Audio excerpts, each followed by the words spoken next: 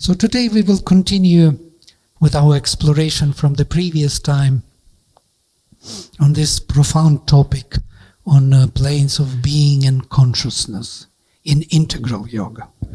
And here I would like also to bring to your attention something which is from the Veda and from Upanishads. And I want to make a link between Sri Aurobindo's integral yoga and the Veda, and especially Taittiriya Upanishad.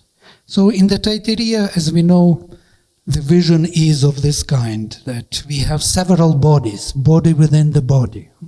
The physical body is the last one. I can make it this way that you can see better. So the physical body is the smallest, it seems. Behind it there is a bigger vital body which connects our vitality to the bigger vital body around us. And beyond or within it there is the mental body, which is even vaster than vital. It encompasses the whole cosmos, but in the around our physical it has a specific shape, or it belongs to this physical manifestation, to this focus. We will speak on a physical body more at the end. And then beyond there is the causal body, Vijnanamaya Purusha. And beyond there is a transcendental Anandamaya Purusha. So this is the vision of Taittiriya Upanishad, which Sri Aurobindo accepted as his major vision. And somewhere in the letters he says that I didn't invent anything new. I don't speak something which was not there. It's already there in the Taittiriya. There is a beautiful story in Taittiriya, and I would like maybe to start with that story, if you don't mind. I will read from the text and translate to you immediately, because it's a profound and beautiful text. So there is a third chapter of Taittiriya which is dedicated to Bhrigu. Bhrigu was a great rishi, and his father was Varuna, the god, the lord of the divine being. So Bhrigu comes to him, Bhrigur vai Varunihi. He is the son of Varuna. Varunam pitaram upasasara. He approaches Varuna. Adhihi bhagavo brahmeti. Teach me, O blissful Lord, about Brahman, the knowledge of Brahman, of the spirit. Tasma etat provacha. And he told him this. Annam pranam chakshuh shrotram mano vacham iti. Brahman is matter, prana, chakshuh vision, shrotram hearing, manas mind, vacham speech. Tagamho vacha. And he told him this. Yato va imani bhutani jayante. From where all these beings come into existence. Yena jatani jivanti. By what all these beings live. Yat prayanti. In what they go. Abhisam vishanti. And disappear. Tad vijnasasva. Recognize that. Tad brahmeti. That is Brahman. Satapo tapyata. And he flamed in tapas. Satapas taptva. And having flamed in tapas, annam brahmeti vyajanat. He recognized that Brahman is matter. It's a first recognition of Bhrigu. Annadhyeva kalvimani bhutani jayante. Because all beings are born from matter. Annena jatani jivanti. By matter they live. Annam prayanti. Into matter they go after death. Tad vijnaya. Having realized that, punareva varunam pitaram upasasara. He again approached his father Varuna. Adhihi bhagavo brahmeti. Teach me, O blissful Lord, about Brahman. It's quite unusual. First he realized that everything is born from matter, lives by matter, and goes into matter, And now he approaches him again. Teach me about Brahman again. He didn't stop at that level. As Western mind stopped at that level, that Annam is everything, material being, physical being is all what we have. Somehow he felt that there must be something more. And he comes again to his father to ask. Tagam hovacha, and he told him, Tapasa Brahma vijijñasasva. Realize Brahman by tapas. Tapo Brahmeti.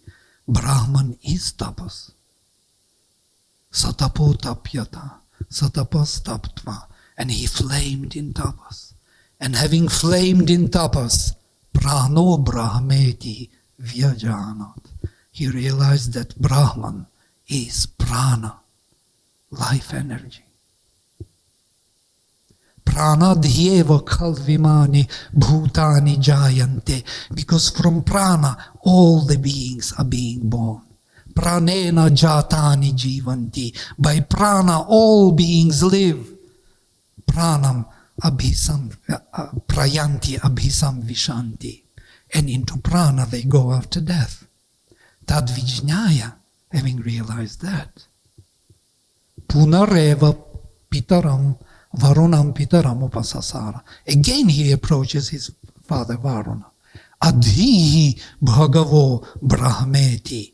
Teach me, O blissful Lord, about Brahman. Tagam hovacha. And he told him, Tapasa Brahma vijijñasasva. Realize Brahman by tapas. Tapo Brahmeti. Because Brahman is tapas. Satapo tapyata. And he flamed in tapas. Satapas taptva. Having flamed in tapas, mano Brahmeti vyajanat. He realized that Brahman is mind.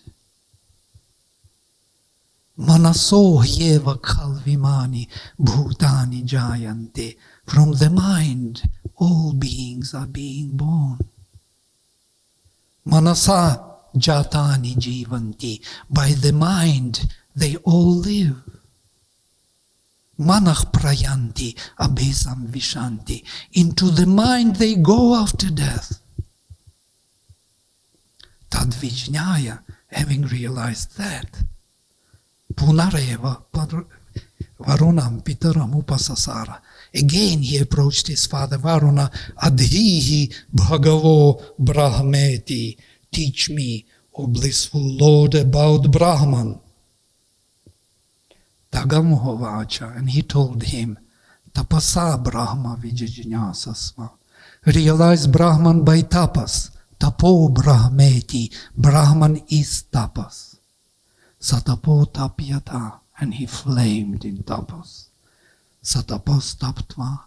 And having flamed in tapas, vijñanam Brahmeti vyajanat. He realized that Brahman is vijñana, the supermind. Vijñana dhyeva khalvimani bhutani jayante. Because from the supermind all the beings are being born. Vijñanena jatani jivanti. By vijñana, being born they live. Vijñanam prayanti. And into vijñana they go. Abhisam vishanti. And disappear. Tad vijñaya, having realized that, punareva varunam pitaram upasasara. Again he approached his father Varuna. Adhihi bhagavo brahmeti. Teach me, O blissful Lord, about Brahman. Tagam hovacha. And he told him, Tapasa Brahma vijijñasasva. Realize Brahman by tapas. Tapo Brahmeti. Because Brahman is tapas. Satapo tapyata. And he flamed in tapas. Satapas taptva. Having flamed in tapas. Anando Brahmeti vyajanat. He realized that Brahman is Ananda, bliss. Anandat Yeva khalvimani bhutani jayante. Because from bliss all these beings are being born. Anandena jatani jivanti. And by bliss being born they live. Anandam prayanti. Into bliss they go after death. Abhisam vishanti. Saisha bhargavi varuni vidya. This is the greatest knowledge of Bhrigu, son of Varuna. He didn't come again to ask. He found Ananda as the spirit. All these beings are born from bliss. By bliss they live, and into the bliss they go.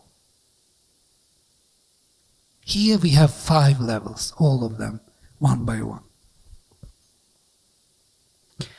The beautiful thing about the story, he every time comes to his father and hears the same initiation to learn to discover it by tapas, by concentration of consciousness. It's only by concentration of consciousness that he can realize that. There is no other way. Brahman can be known only by the means of Brahman. It cannot be known by other means.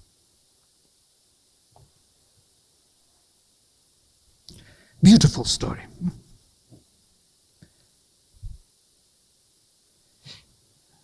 I'm coming back to our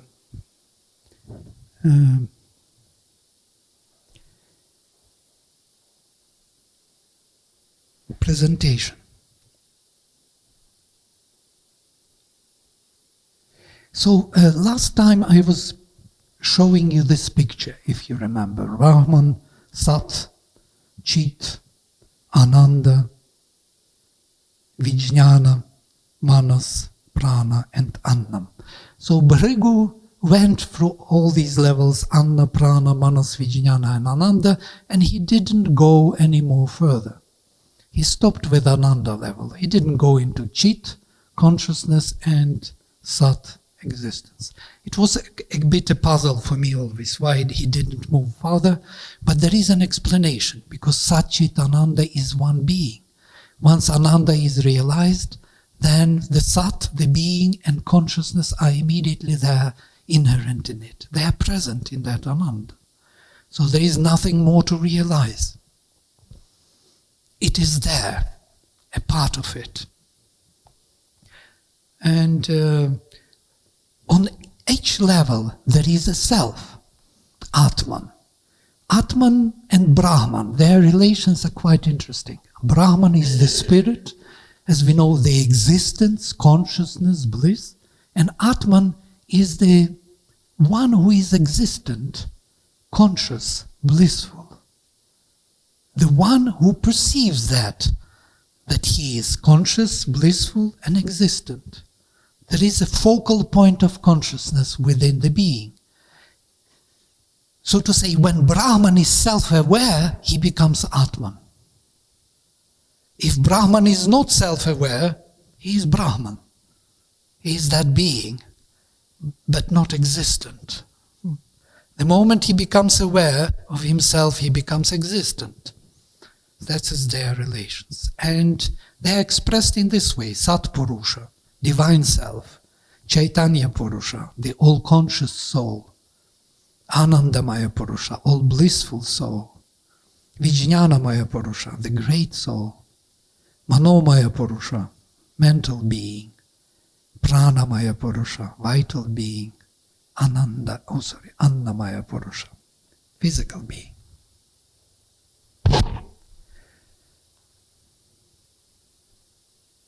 You can see the gradation from the higher to the lower to the darkest being. And this dark Annamaya Purusha, or that physical being, is the least conscious of the self. The higher we go, the more consciousness we gain. The lower we go, the more power we gain, but less consciousness is available within the physicality per se. Sri Aurobindo describes this in a very beautiful manner. I do not know whether you see it, but I will read to you all these levels, how they are being unfolded. Atman, The self represents itself differently in the sevenfold movement of nature according to the dominant principle of the consciousness in the individual being. In the physical consciousness, Atman becomes the material being, Annamaya Purusha. In the vital or nervous consciousness, Atman becomes the vital or dynamic being, Pranamaya Purusha. In the mental consciousness, Atman becomes the mental being, Manomaya Purusha. In the supra-intellectual consciousness dominated by the truth or causal idea called in the Veda Satyam Ritam Brihad, the true, the right, the vast, Atman becomes the ideal being or great soul, Vijnanamaya Purusha, or Mahat Atman. In the consciousness proper to the universal beatitude, Atman becomes the all-blissful being, or all-enjoying and all-productive soul, Anandamaya Purusha. This is the source of our soul. The psychic being which we mentioned the last time, it is this Anandamaya Purusha. In the consciousness proper to the infinite divine self-awareness, which is also the infinite all-effective will, Chit Tapas. Chit is consciousness, Tapas is force. Atman is the all-conscious soul that is source and lord of the universe, Chaitanya Purusha. Now notice how he changes the diction. Atman becomes Annamaya Purusha, Atman becomes Pranamaya Purusha, Atman becomes Manomaya Purusha, Atman becomes Vijnanamaya Purusha, Atman becomes Anandamaya Purusha. But Atman is Chaitanya Purusha. Atman is, in the consciousness proper to the state, to the pure divine existence, Atman is Sat Purusha, does not become any. It is. No more becoming, only being. So this Chaitanya and Sat Purusha, you cannot become. You can only be. That's why Bhrigu didn't ask for more after Ananda. He couldn't become. He was already there. He was Chaitanya, he was Sat, by becoming Ananda, Maya Purusha. And this is quite amazing. And now he adds to it, look at this. Man, being one with his true self, with the Lord who inhabits all forms, can live in any of these states of the self in the world and partake of its experiences. He can be anything he wills, from the material to the all-blissful being. Through the Anandamaya, he can enter into the Chaitanya and Sat Purusha.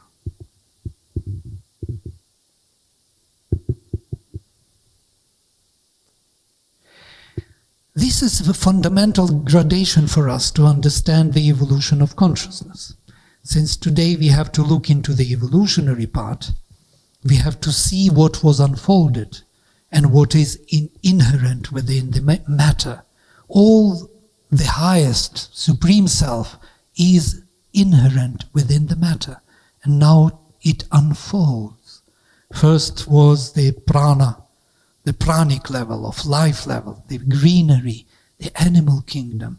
Then there is a new being emerging, man, mental being, who has free will, who can decide what to do in spite of his pull for nature, he can go against himself.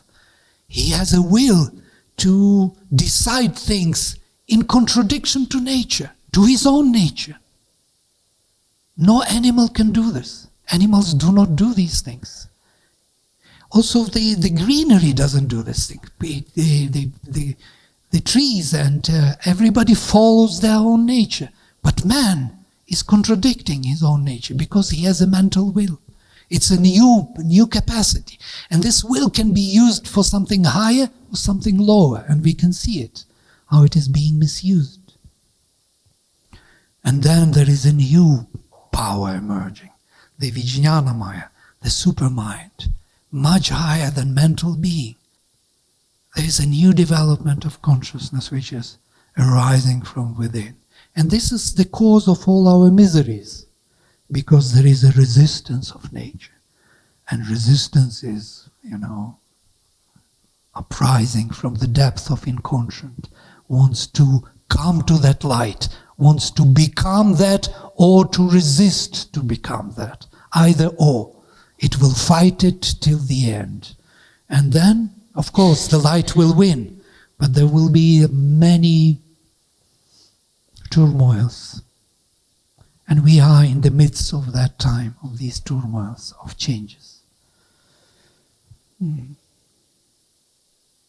So I want to introduce also the Vedic paradigm, and I'm sure you will enjoy it, because it will explain to you what is this physical being about. So I will start with this. In the Veda, the faculties of consciousness are seen as projected from the Divine Mother, Aditi, infinite consciousness force. The supreme emanations of that consciousness force are called Adityas, the sons of Aditi. Maybe you heard this name, Aditya. Aditya is the name of the sun. And Sri Aurobindo speaks about the forms of the sun being behind this lid. There are several forms, 7 in fact, and these are 7 Adityas. We see only the disk, the surface of the sun, but within there are living forms greater than the disk. There are 7 of them: Varuna, Mitra, Aryaman, Bhaga, Daksha, Amsha, and Surya. For some, it will be, and kind of for Indians especially, it would be a known. These are known names. These are great names of the Godheads.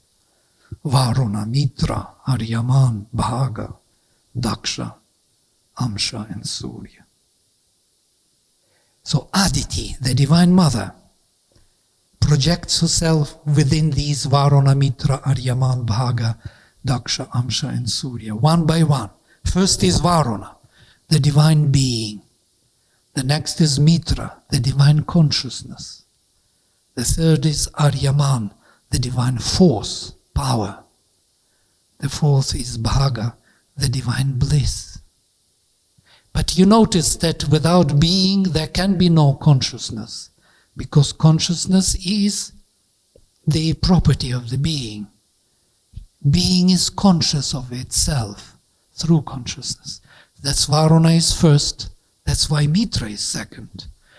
And Aryaman, the fourth, is the third. Because consciousness, perceiving being, generates power. The power of the being is being the result of consciousness perceiving being in a particular way. And that leads to the emanation of bliss. Bliss is the result of the perception or the consciousness perceiving the being. More we are conscious, more we are blissful. Less we are conscious, less we are blissful. And then there is a projection into supermind, triple supermind, Daksha, Amsha, and Surya. And I will speak about them more in a minute. And then there was the 8th son of Aditi. These are 7 sons of Aditi, and there was born a new 8th son. And he was born ugly, without limbs. He was called Martanda, the dead embryo. And when mother saw him with her 7 sons, Aditi, she left him to be alone. He was left to be alone. And his name is Vivasvat, the luminous being. And then he broke through and manifested the universe. This is the creator. Does it remind you someone? Lucifer, the fallen being, the most luminous one, who was the creator of the universe, who didn't know his origin, who didn't know his mother, he didn't know his father. He was left alone to create and manifest. This is the mystery of our universe. There are other myths which are explaining the same thing, that the sun was dragged down by the Titans and put into the subconscious cave in the darkness. This is this Lucifer, this Vivasvat, who is within the inconscient being. The light, the greatest light, the supreme light, is hidden within the darkness. How could we speak about it? Only in terms of the myth. There is no way. Nobody was there at that time. Yes? Nobody has this direct evidence. So the myth, the symbol, is here to explain this event of manifestation in the darkness. So the four transcendental godheads. Varuna represents the vastness of infinite being, Sat. Mitra represents luminosity and harmony of consciousness, Chit. These are the quotations from Sri Aurobindo. Aryaman, the power of the divine tapas. Bhaga, the bliss of the divine fulfillment, Ananda, bliss. The three godheads of the supermind, Daksha, represents the power of thought, all-discerning and all-distributing power of supramental consciousness. This is the definition of Sri Aurobindo. Amsha represents the diversity of oneness supported by the unifying power of Daksha. Surya, or Savitar, represents the seven Adityas and projects them into the lower creation. His rays represent the diversity in the domains of Svar. We will come in a minute to it. So if I come back to this vision of seven suns, all of them, if Surya represents all seven, all six before. Surya is the result of previous Varuna, Mitra, Aryaman, Bhaga, Daksha and Amsha. Surya would not be there if those brothers within him would not manifest him as a surface. And Surya manifests this Vivasvat, hidden light within the darkness. In the Veda, they speak about two sources of light, two Suryas. One is transcendental, beyond, above, and other is involved in the darkness. They speak it in that way because we can't understand it otherwise. But it is one and the same Surya. Only it is perceived from above or it is perceived from below. We are as if within the Surya. The whole manifestation, the whole cosmos is born within the divine, not without the divine. And about this Krishna speaks in the Gita. And he tells Arjuna, it's difficult to explain, but it's actually not I am in the world, but the world is within me. And Arjuna cannot understand that statement. How can be that this universe is within Krishna? But it is exactly this difficulty to understand that the light is within the darkness and above it. So the darkness is in between. You remember that quotation that which was from the last presentation, yes? That the night is not our beginning and not our end. We come to her from the supernal light. By light we live, and to the light we go. Night is not our beginning, nor our end. It's our passage. It's something in between light and light. We are packed within the light. And there's something happening here. Some manifestation is taking place in time and space. So I'm coming back to this vision. Seven sons of Aditi. Again, Varuna, Sat, Mitra, Chit, Aryaman, Tapas, power, Bhaga, Ananda, Daksha, supramental knowledge force, Amsha, supramental many in one and one in many, Amsha means literally portion. And portion is a part of the bigger picture, and also it is separate from the bigger picture, from the oneness. It is both in one concept, portion. Supramental, many in one, and one in many. And Surya Savitri, supramental manifestation.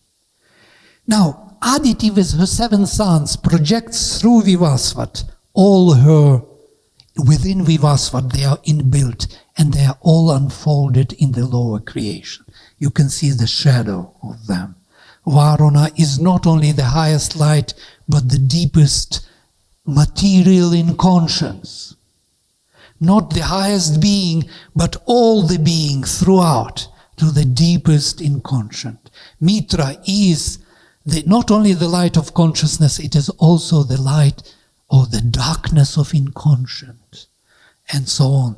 Aryaman is not only the greatest force of the divine, but the deepest weakness, the energy which lost its consciousness. This power without any direction, or how Sri Aurobindo is saying about it, this is the blind energy. This is the definition. Blind energy. Bhaga, the divine bliss, is turned into the deepest suffering, pain. We can speak about this pain. The Sri Aurobindo has a beautiful exposition to it. What is this pain about in Savitri? Daksha turned to be, the oneness turned to be the separateness of the overmental realms.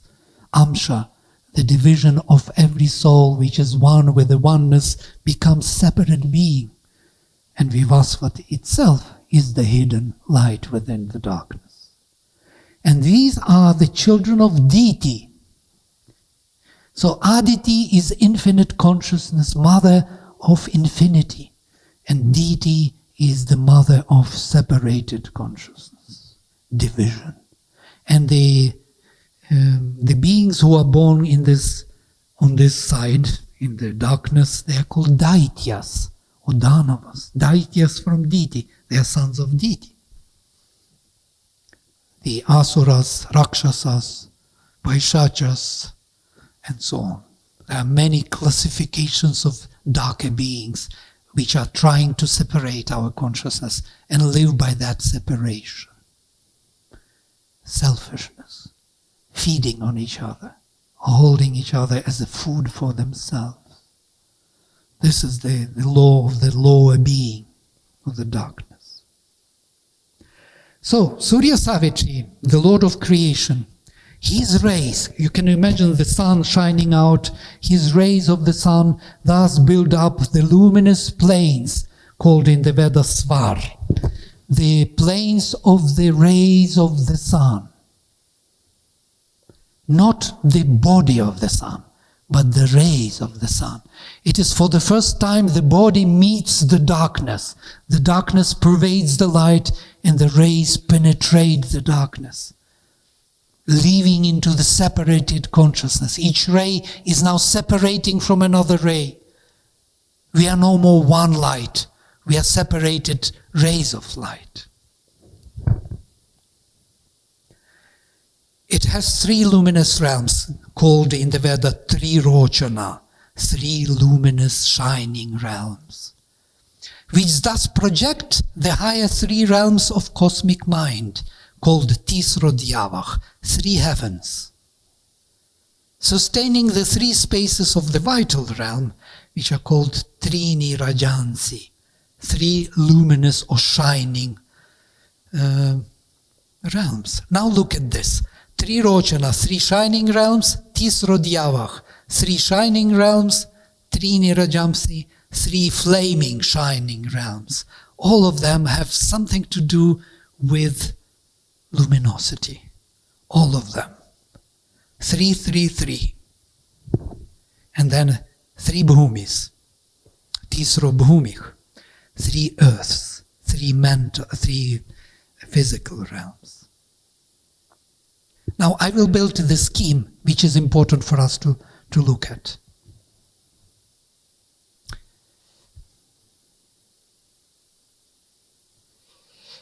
If we look at the scheme, we will see that supermind, with his triple status, as Sri Aurobindo describes this, Daksha is unity, the Amsha is diversity, or one in many in one, and the Surya itself is the divine manifestation, or the supramental manifestation, where the rays are becoming the manifestation as many. So we have unity, one in many in one, and diversity within the supermind inbuilt, within Vijnana, which are projecting, and this is the projection of this diversity into three luminous realms, Trirochanas, which in their way project the triple three worlds. The mental world is triple, the vital world is triple, and the physical world is triple. They are all 3 times 3, 9 worlds. Amazing. We have 3 mental realms, we have 3 vital realms, and we have 3 physical realms. What does it remind you, actually? How come 3 mental realms? Vital. Okay, let us start with vital. What are these 3 vital realms? They are within us.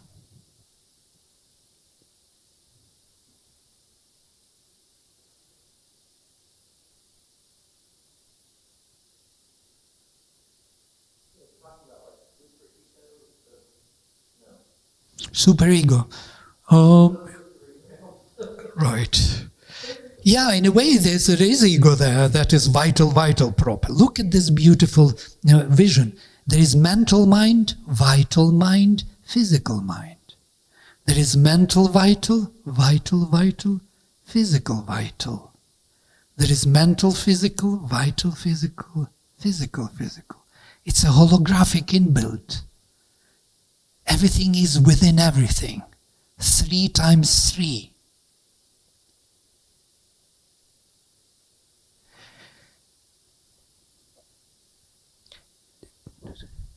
It reminds you of something, no?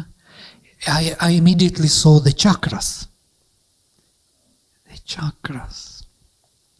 If you look at the mental, physical, this is the Kundalini, and then physical, vital is Svadhisthana, then vital is Manipura, which is separating the worlds. We will speak about this. It's the middle Antariksha, which splits mental and vital and the physical being. Then there is vital, the mental vital, which is Anahata, the heart, the emotional being. Then there is physical mind, which is expressed by Vishuddha, which is in the throat. And then there is the vital mind, which is the third eye. And there is the mental mind, which is Sahasrara chakra. There are 2 chakras below. On the levels of the knees, there is this vital physical, and there is proper physical below the feet, Mother says, above these 2 chakras, which are not mentioned in Tantra, because they are totally beyond our reach. We cannot go there. There is no consciousness reaching down there. The deepest the lowest we can reach is Kundalini. We cannot go below that. And there are 3 chakras, she says, above the Sahasrara. And these are Trirochanas. There is the intuitive mind, to which we will come in a minute. There is the overmind, which is above it, Vishnu's realm. And there is the supramental overmind, the highest chakra. There are 12 chakras in the body. 12. Not 6, not 7. And these are known in the Veda. These are the realms of the Vedic consciousness. If you examine them more closely, more practically, you will see that they, for example, if I take vital realms, you will see immediately that we have sensations which are closer to the nature of the body. The vital force which is operating within the body, electricity, it is exactly that. The power which operates the physical body. Your presentation was on the Svadhisthana. And the Svadhisthana, which is located between navel and the sexual center, is connecting 72,000 nadis, 72,000 streams of energy.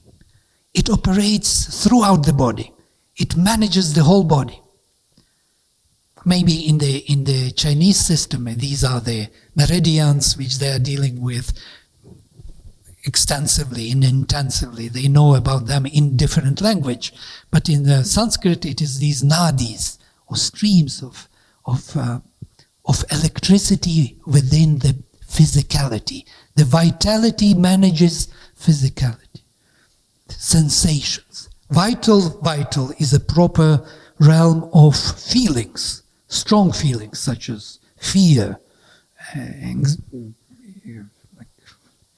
jealousy, pride, all these very strong, vital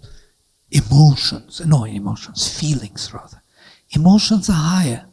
Emotions are in the heart, in the next center, mental, vital. They are already painted with the mind. They have already aesthetic sense. These are the emotions. These are not driven impulses by nature of the vitality. And here they are, these three, in the torso, inbuilt into our subtle body.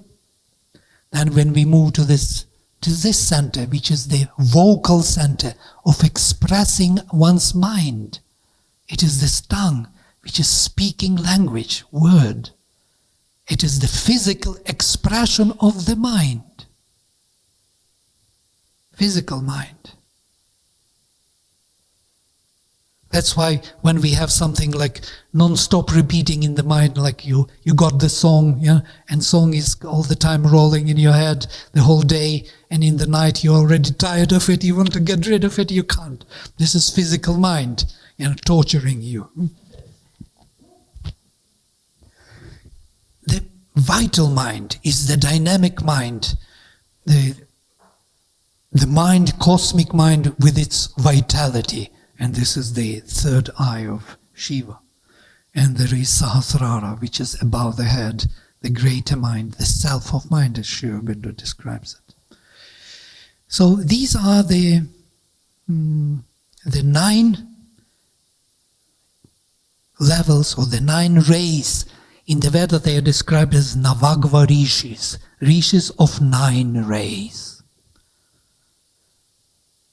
And once they become 9 rays, once they include all that into this one vision, global, all the levels are perceived by them, they need one more. And then Ayasya Rishi comes to them and he pushes them towards the 3 Rochanas. And they become Dashagva Rishis, Rishis of 10 rays. And then they are liberated. It's amazing how a simple language. Sri Aurobindo says that about Navagva Rishis, that it is not only on the scale of space we can look at them as the levels of consciousness, but also on the scale of time. 9 months. Does it tell you something, 9 months? Embryo life. The being is built over 9 months.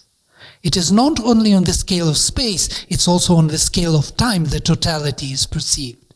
The 9 is born and the 10th month is the birth, the push towards new consciousness. It's inbuilt in nature. Nature is just symbolic of that process of unfolding consciousness.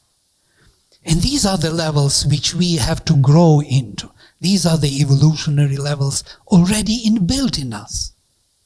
We already have them, only we have to grow to that consciousness. Beautiful, no? 3 heavens, 3 spaces in between heaven and earth, and 3 earths. And all of them, notice, they project the same idea of the supermind. First is the unity. The highest, the one is the unifying. The second is diversifying. And the third is diverse. And look at this. Mental, the mind, is more unifying. The vital is more diversifying. And the physical is totally diversified. On the physical plane, there is no repetition of anything, as we were mentioning. There are no the same, print of the fingerprints. There are no same leaves on the tree. There are no same pebbles on the shore. You will not find the same replica. Everything is diversified. The physical is the infinity of diversified elements, because there is an infinity behind. But there is vitality in between. The vital is diversifying it and still holding it in oneness. There is an energy which is common to all of us, which we share between ourselves. That electricity which unites this body, holds it functional together. And there is the mental element in it, which is uniting all these elements into one. As a concept, as a vision, as a form, the mental form, the mental will, which directs this energy towards diverse elements. And you can see on every of these levels, mental mind is more unifying, vital mind diversifying, physical mind is the most diversified level. Mental, vital, physical, vital. The same story. Even on the physical level, there is mental, physical, vital, physical, and physical, physical. Mental, physical is more like a mind of the cells, as Mother describes. There is certain mind within the cells, which holds a particular form, holds particular relations between organs. They are recognized. They are clustered together under this mental, physical. And there is energy between this vital physical, which is making them exchange, which is making them holding together and living together. And there is the most diverse element, is the physical, where the consciousness is not reaching deeply enough. It holds the surface. Now, from this scheme, you can be aware that the physical is nothing but the spiritual enterprise. There is no physical away from the spirit. It is the spiritual phenomenon. So the division of spirit and matter is absolutely irrelevant, illegal, impossible. How can this be, that the physical will live away from the spirit, if it is the enterprise of the spirit? And even more, Sri Aurobindo somewhere says that this would not even be possible. The mind would not come into existence if the physical would not be there. Look at this, physical mind. It would not come into existence. Mind itself would not be the possible if the physical and vital would not be there already, inbuilt in this vision of manifestation. So 3 times 3. Here we see it, 3 times 3. And Sri Aurobindo somewhere says that it is not the best or the final scheme. It should be 7 times 7. It's more elaborate scheme. But he is not going into it because it's too complex and too difficult for our mind to perceive it. Okay, we took 1 hour. Can we make a break? And maybe have some nice tea and some... There was also our restroom right through this door. Let me the restroom. I hope it is not too much over your head. But one day we have to come to this knowledge also. It can't be that we will never know it, and we will always think that we know something. We have to have this vision at least once. After that, it's matter of preference, how you use it, how it comes to you, how it directs your thoughts. It's a secondary thing. Perhaps you said this earlier, but which of the 4 Vedas is this Taittiriya Upanishad derived from? It's from Taittiriya Samhita. Taittiriya Samhita is Krishna Yajurveda.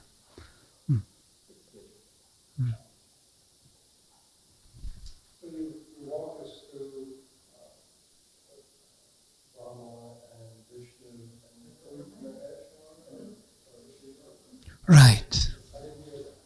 Yes, I was not going into this triple, yes, yet. But it would be, yes. Yeah, yes, their relations are very interesting, yes. In the Veda, how we will see how it is. Maybe if you can, give some example of each one of them. Two examples of What it means. So let's say when we say physical mind, how we become aware that this is the result of physical mind or vital mind. So that will clear the concept. Well, I hope I would be more knowledgeable to give all the examples. But Oh, you try whatever you can. yes, I can give you I some. can give you mind, physical mind, I know. It's when you are dialing somebody without remembering the phone number, your finger remembers it. Right. So mind has a quality of memory, right? But physical mind, the you don't have to even remember the number. The body itself does it. Amazing, yeah. So when you're typing, you know exactly where the finger moves. Yeah. And that's the memory ingrained into the physical. Right. So I see that way the physical mind. Very nice, very nice. Beautiful. Eh? Very beautiful. Yeah. But that physical mind would also be DNA. That's level. I mean, that's the memory. Yes, determining everything. DNA is another memory, how this body knows how to grow. Suddenly, yeah? Nobody was directing it somewhere. Right. That's what is happening inside. That you're right. Everything going inside. We don't even aware of it. Yes, but it's interesting that you brought this example because I was thinking about the same. Today we were talking exactly about the phone. When there was this dialing ring, it was easy to remember by the finger or by the body. I didn't carry in the mind, but my fingers knew how to dial. Yeah. And if you would ask me what is the number, it was difficult. I had to go to the finger. Right. I try to remember by just finger. Right. It's amazing. Right.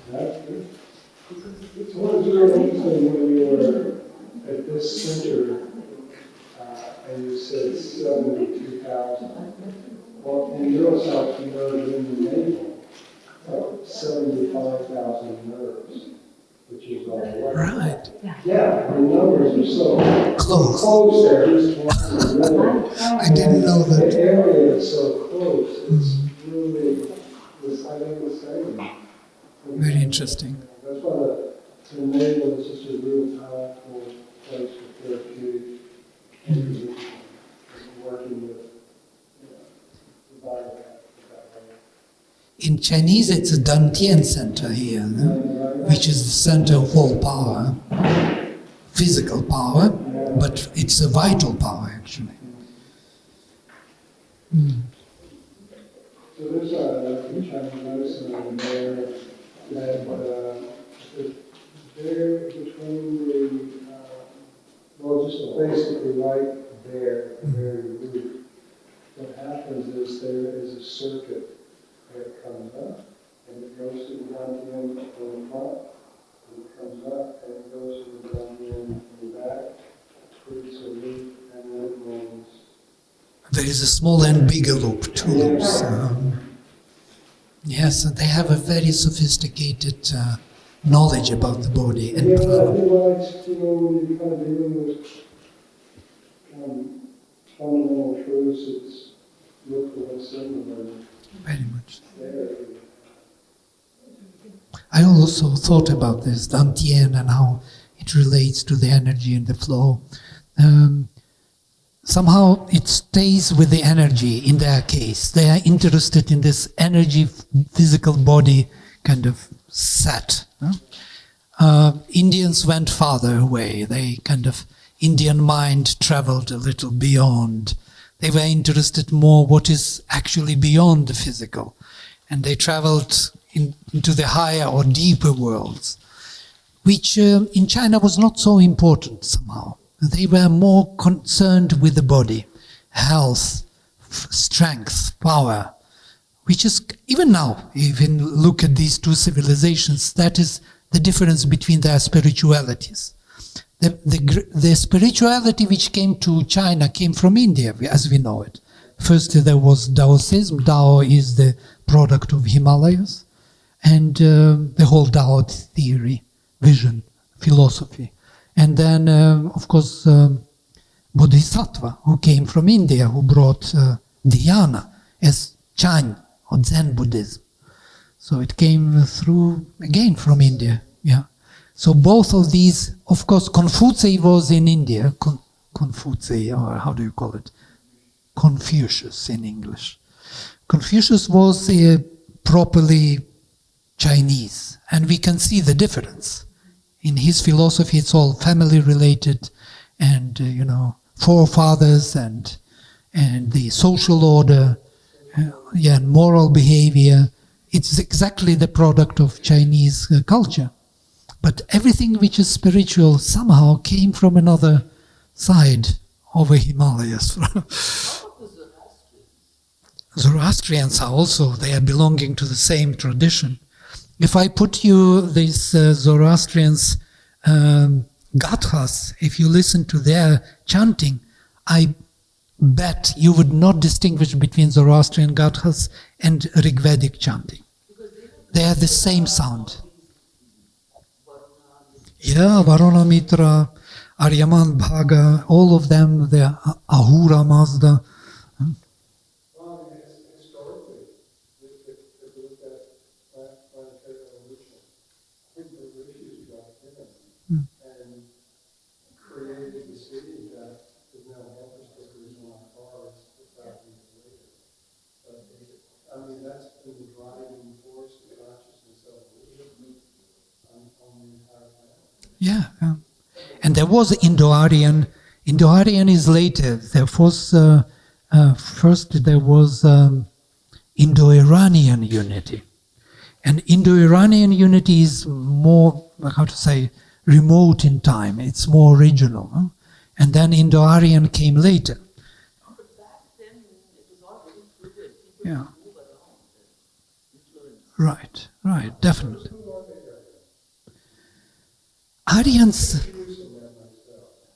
well, unfortunately this term was misused and abused by... They moved out of the Himalayas across and went west.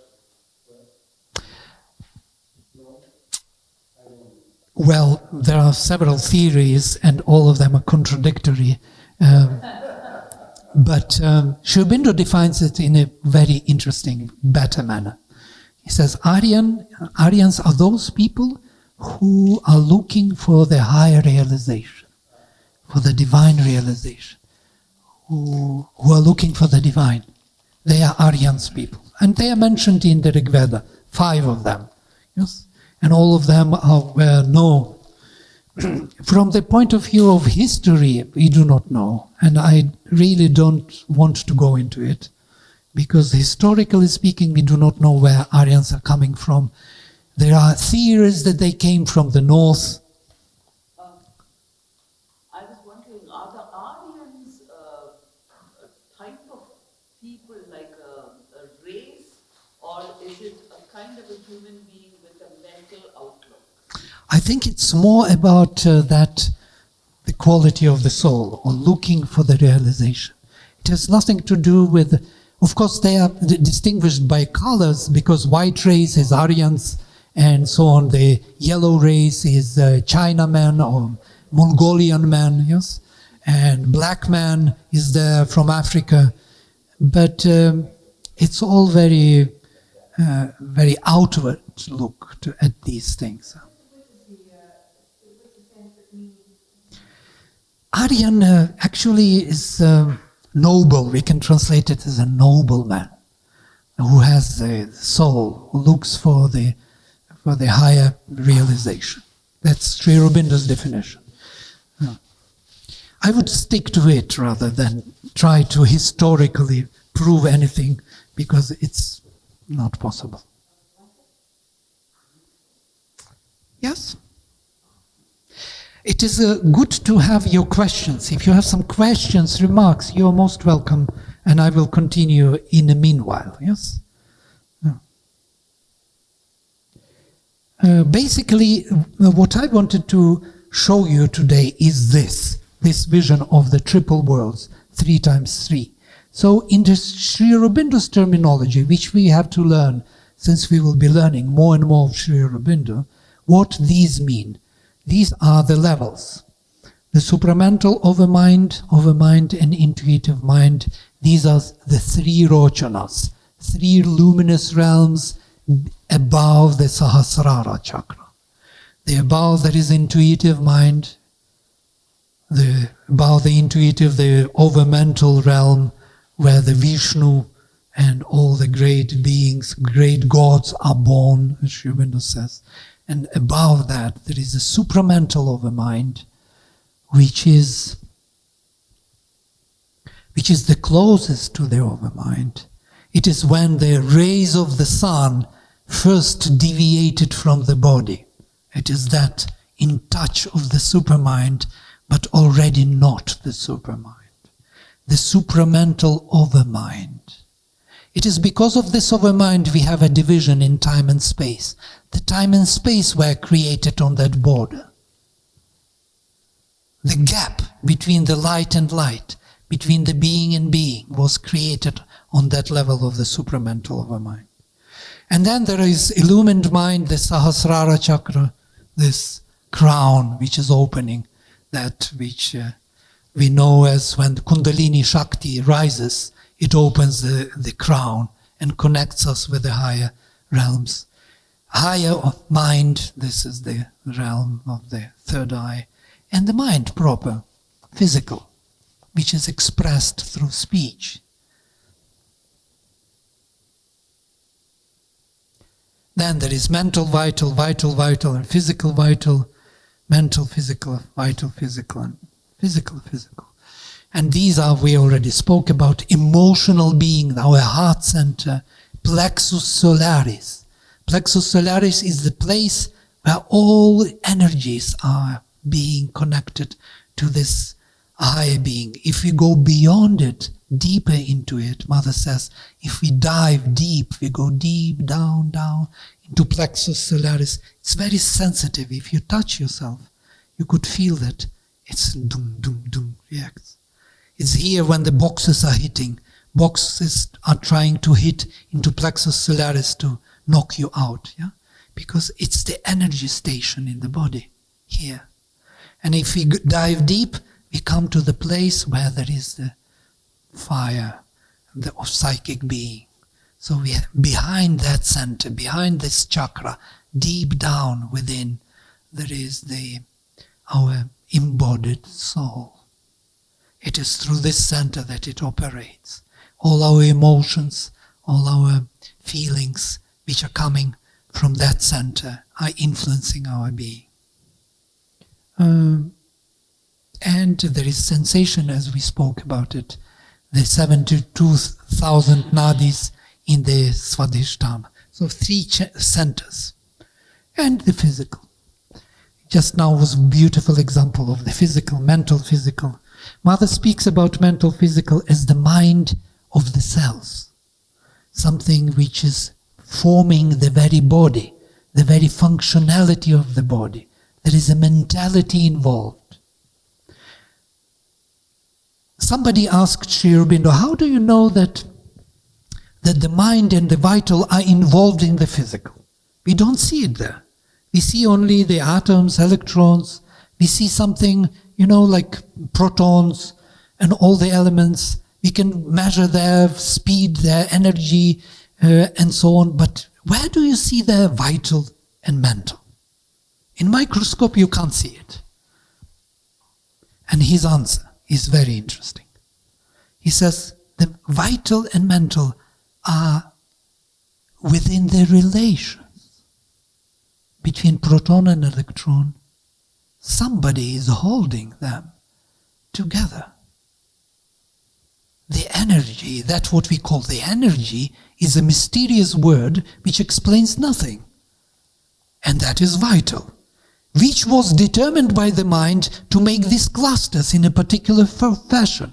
That's why it evolves, that's why it clusters, that's why it creates elements, that's why elements create molecules, molecules create, come together into clusters, create the organs, organs create the being, the body, which functions, multifunctional body. Where is the mind? There. The mind is from the beginning inbuilt in the relation between electron and proton. It already has everything in mind to build up this being. It's already unfolding into this being. Or consciousness, which is behind that mind. There is a supermind, which is already managing the mind, and behind that supermind there is transcendental Satchitananda, which is constantly managing everything what is here. That's why we are born from Ananda, by Ananda we live, and into Ananda we go.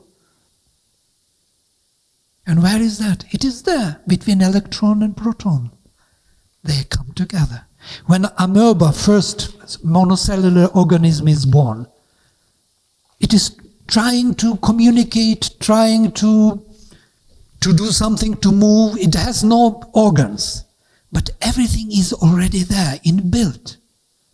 The desire to speak, to communicate, the desire to see, there are no eyes yet. The desire to touch, it tries, and slowly it builds up. All these powers, all these faculties of consciousness are growing through that body and become this being with eyes open, with tongue articulating thoughts, articulating spiritual presence, feeling the presence, manifesting it. It was all there within that monocellular organism. And it took millions of years, billions of years, to come to this formation. That now, that mind, which was in between electron and proton, can finally manifest and speak its mind. It has the body finally to do it. The organs, the tongue, the brain, electricity, everything works for it. Unbelievable. What a mysterious creation. And we look at our body as if it is something ordinary. It's absolutely extraordinary in every way.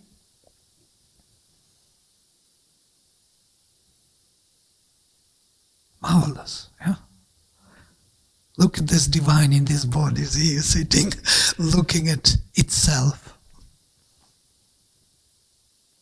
And not only that, speaking, listening, understanding, enjoying, aspiring within the body.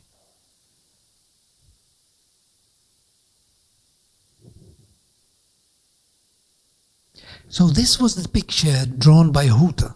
This is my favorite picture.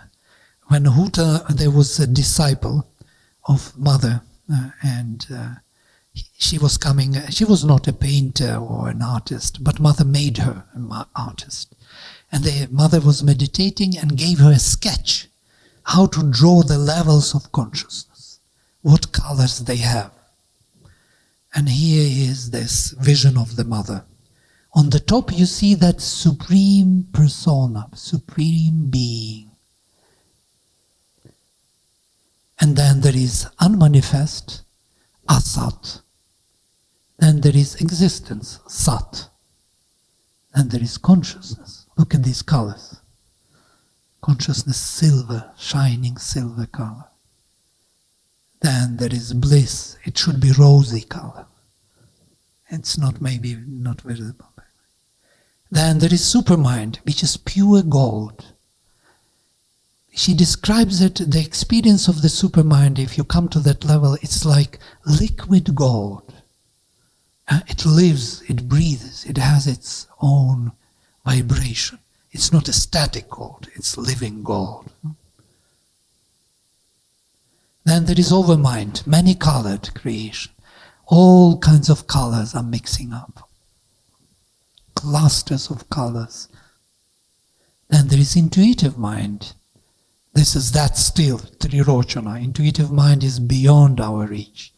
It's on that other level. It's still pure light of the Supreme, which is narrowing down to come down to our mental being. And then there is illumined mind. Look, blue color. There is such a big shift from yellow to blue. No transition. And this is our Sahasrara. It's our highest. It's the top of our mind.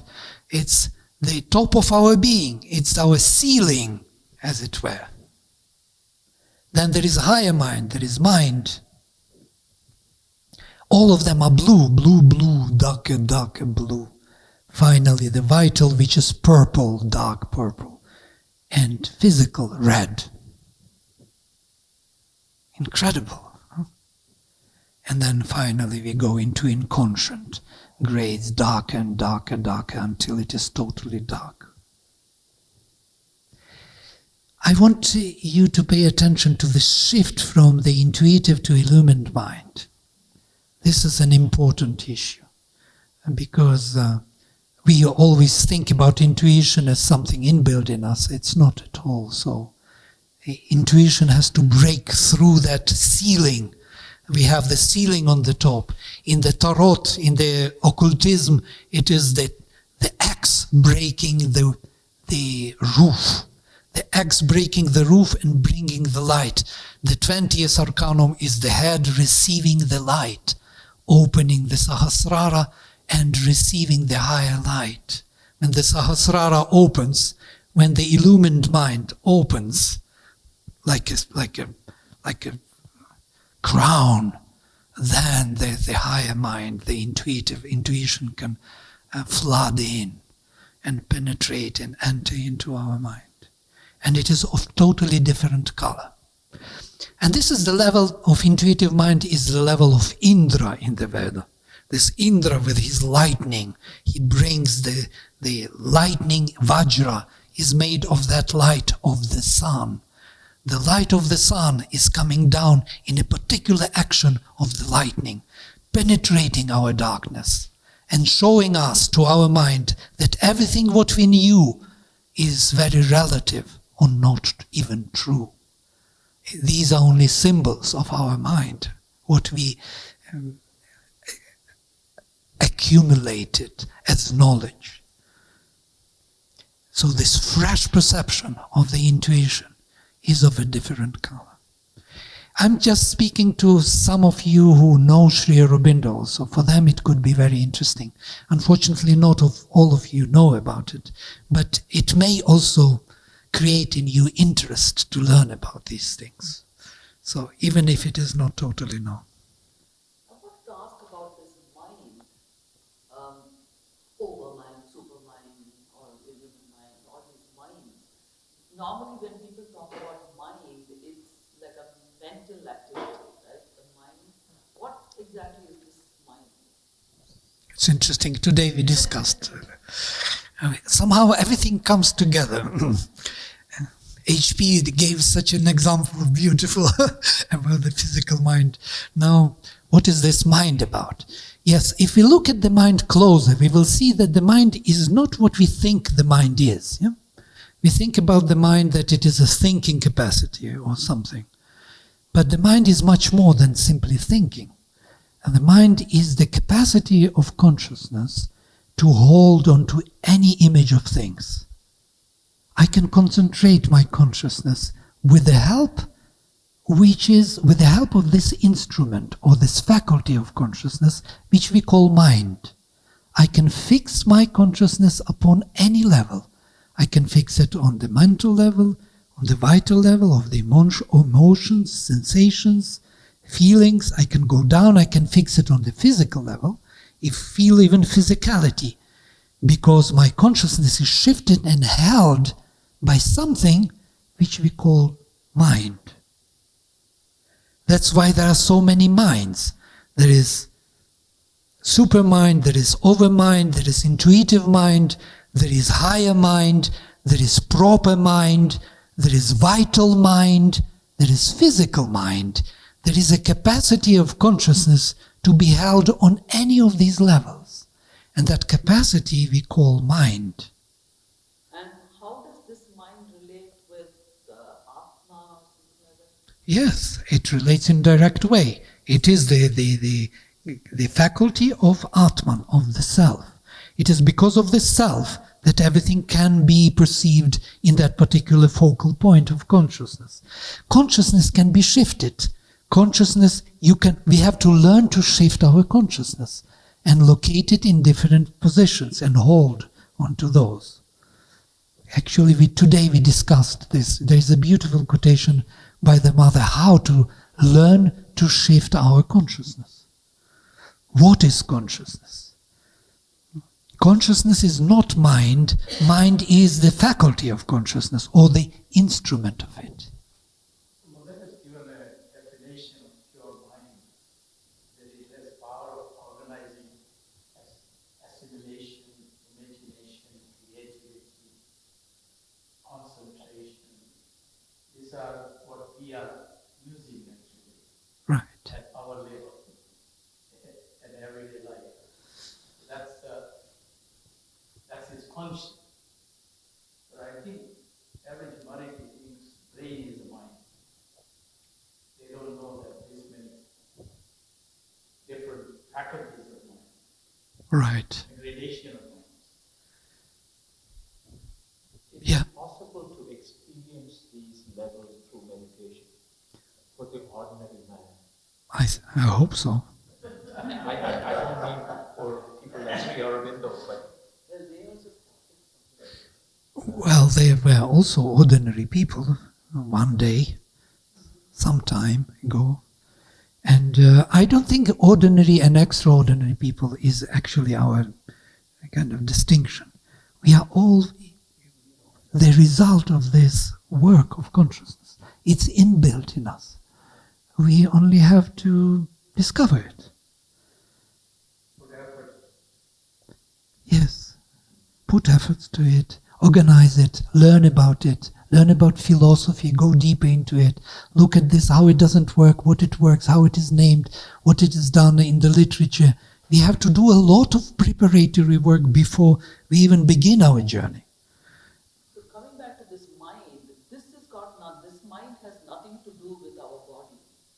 It has everything to do with So if the body goes, then the mind goes too? If the body goes, the mind has no sense to stay. There is nothing for it to. It will try to rebuild the body. That's it. So it's not part of the body. It's a separate thing.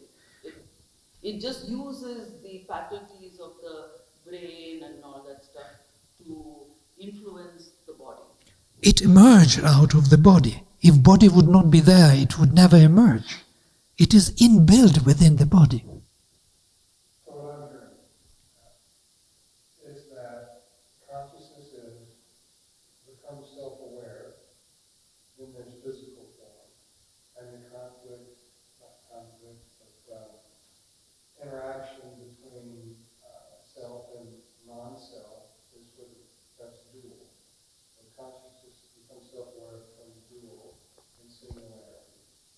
And this awakening that we strive for, this awakening that we're called to, it seems like that's where, as we move up, then consciousness no longer is self-aware because it's singularity, which the beauty of this creation, our humans, is that we can create duality and singularity where it's impossible to create duality and singularity. What I'm hearing is, are you implying that only happens at the body? That if the body weren't there, then this phenomenon that I'm thinking about would not occur? For the mind, yes. And when we think about the physical, we think in terms of Advaitic thinking, which is either physical or spiritual. We separated the matter and spirit. And we are so inbuilt, our mind is so in favor of this vision, because we were for so long in this paradigm that either physical or spiritual. Spiritual is not physical, sorry. I go into some meditation, to some cloud and sit there and very happily disappear in samadhi. And then I come back to physical. Oh my God, I have so many problems. And now I will have to deal with this. Yeah, diseases, pain, old age, death, everything. So what would I do with that? It's all a wrong paradigm. Can you imagine that it is totally misleading paradigm? That the consciousness is emerging from the physical? And there is no other way for us to even imagine it? There is an involution. The consciousness involved itself into those relations between atom and proton, the first tension. And then it's all there in that relation. It knows already what it wants. It wants to cluster with another. It wants to increase the capacity. All the capacities are there already waiting to be unfolded, and they unfold. They build the bodies. They bring the mental, the vital, mental and supramental being into this body, which is already manifesting that consciousness. So how do we speak about this body as something else? We should embrace it as an enterprise of the spirit. There is no spiritual reality beyond the physical reality. And this is a new paradigm. Oh, it's the ancient paradigm. It's the Vedic paradigm, which was once lost. And this is an interesting and important point, how it was lost. And Sri Aurobindo speaks on it. He says that the ideal was so high, so profound, to change this nature, to charge it with the spirit, the idea of sacrifice, of a constant transformation. The spirit has to descend, to come into the body and change it, make it more and more perceptive of the spirit. It was so difficult that there was a split in time, that the humanity was not ready to go that way. So there was a separation on two different paths. India went for preservation of the spirit, Advaita, spirit is everything, Brahman, and nature is nothing, nature is not important. You can do either spirit or matter. And the Western paradigm, Chaldean tradition, went for the science, matter, affirmation of the matter, materialistic approach. Chaldean tradition. First alchemists, Kabbalah, alchemists came and started to be scientists. They dealt with matter. First it was spiritual, more spiritual, and then became more and more materialistic, experimental. The whole, if you look at the ancient Egypt, it is more oriented towards managing powers of nature. The whole tradition shifted there and started what we know as Western tradition. Now these two went far away. You can see one tradition, Western, managed matter very well, started to do technologies and so on and so forth, very powerful in a society, building a mental structure within social organisms. And India became weakened because India looked for the spirit, held to the spirit, neglected nature, neglected material power. And you know what Vivekananda used to say? I would rather give to every Indian a football than the Bhagavad Gita. They have to become strong in physical. They already know what is the spirit. They held to it very long time. But now they lost the grip over the matter. So they have to come back to the material, which is in the West very powerful. But they lost the touch of the spirit. They don't know what is the spiritual in the West. They want to come back to the spiritual. And now these two are coming back. And this is the sign of Sri Aurobindo. To Chaldean tradition, this is the six-cornered star, and inbuilt within the lotus, the avatar of the Indian tradition, coming back two traditions. Chaldean, which is more towards the matter, neglecting spirit, and Indian, neglecting matter and focused on the spirit. Now if we bring them back together, we will have this Vedic or integral paradigm. And that's what we try to do, to understand. Yes. Yes. And our reveal project of our reveal was created for this particular purpose, how to become conscious in action. And this is the most difficult part. We can't be conscious in action because, look, we developed the whole technology how to go and to become conscious without action. So we become totally relaxed, we close our eyes, we go into meditation, we have to become immobile, totally immobile, even stop breathing in order to go deeper inside. But how can we be active and perceptive at the same time? The moment I start moving, I lose the connection. The moment my hands move, my feet move, my tongue rolls, my thought process is involved, I'm losing the perception of the inner being. So how to bring them back together? That's the difficulty Sri Aurobindo spoke about, that Vedic rishis saw the difficulty. They couldn't bring this to humanity. Humanity was not ready for this difficult exercise, to be perceptive and active simultaneously, to be outwardly active and inwardly perceptive. We can be either or. We can't be both. But don't we talk about these people who have achieved this bliss, Satchidananda, and then still come back as ordinary people, serving humanity, like the Buddha and Ramana Maharshi and all these. They will. Of course, they reached some kind of a awakening or enlightenment, whatever you want to call it. But then they were able to keep that within themselves all the time. It wasn't just a flash in the pan. It was there. It became part of their being or their life. right. I mean, I've never met any of these people, but I've read about that's what they did. Yes, but if you take Ramana Maharshi, for example, who lived at the same time as Sri Aurobindo, by the way, all of them, those great beings, left their bodies in 1950 for some reason.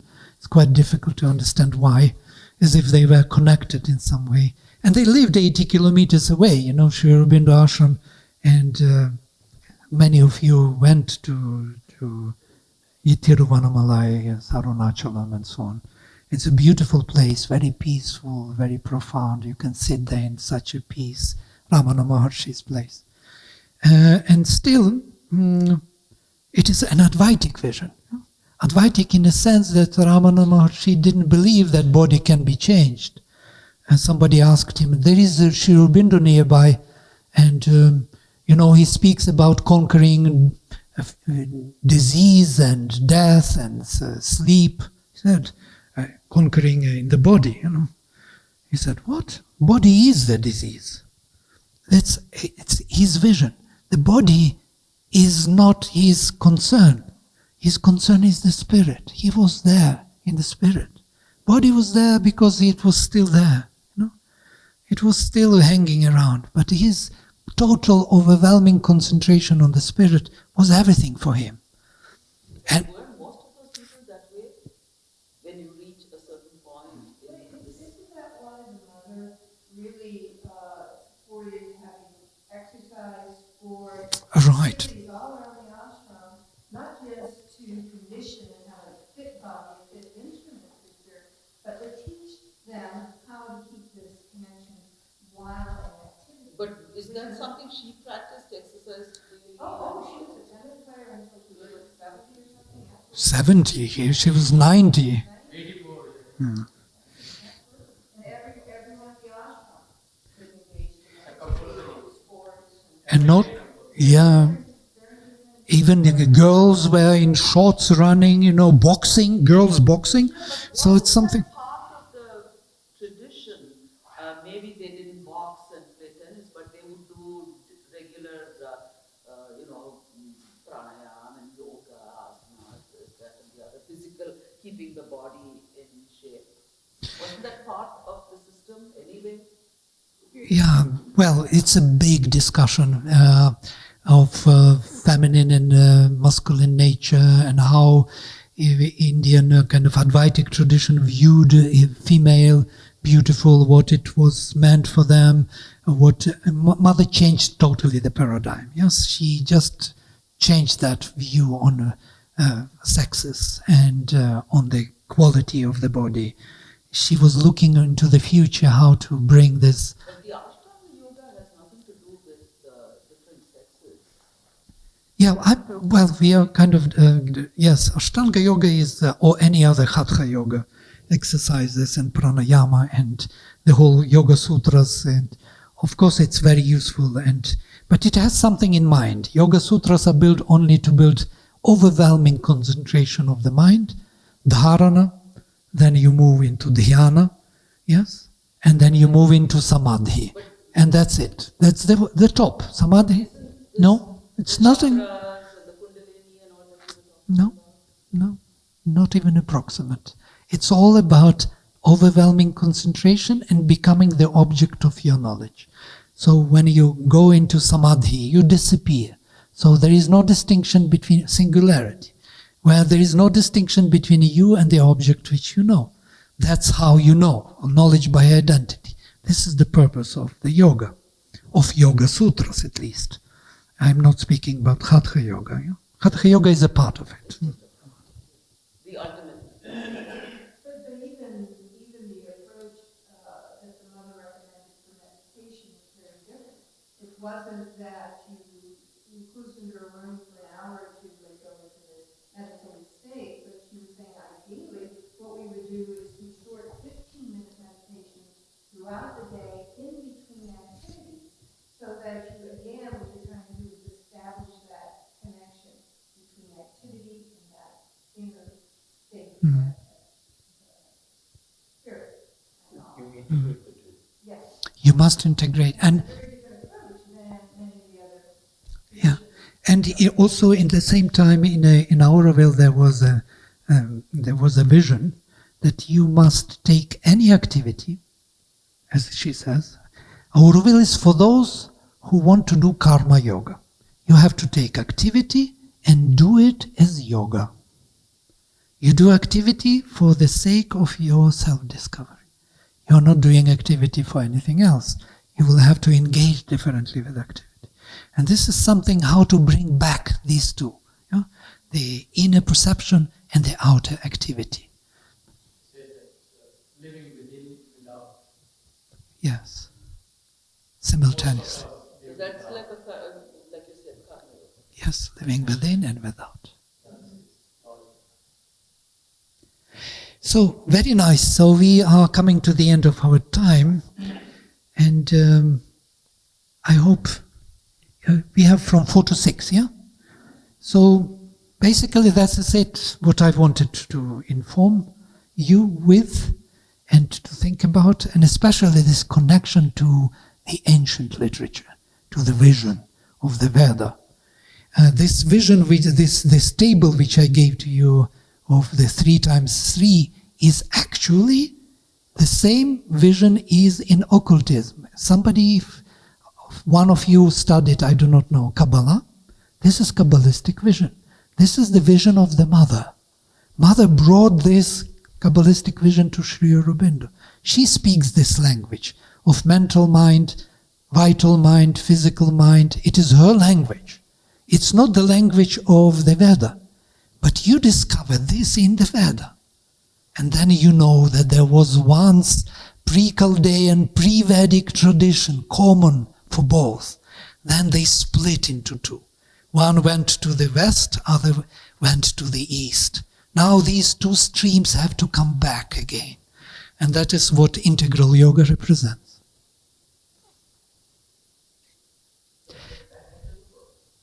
Yeah, back into the world with a spiritual understanding of the world. Not just the world, without it. All right, that is... you know what is Mano in the Veda? Mano in the Veda is the mental being. And Rishi, I think it's Vamadeva, explains, Aham Manur Abhavam Suryasya. I became Mano, I became the sun. Mano is the mental formation, the power of the mind, of the highest mind, of the supermind. This is Mano. And that Manusmriti is something else altogether. I agree with the reference of your friend, but it is another Mano. It's not that one. You have this bliss being. You see bliss?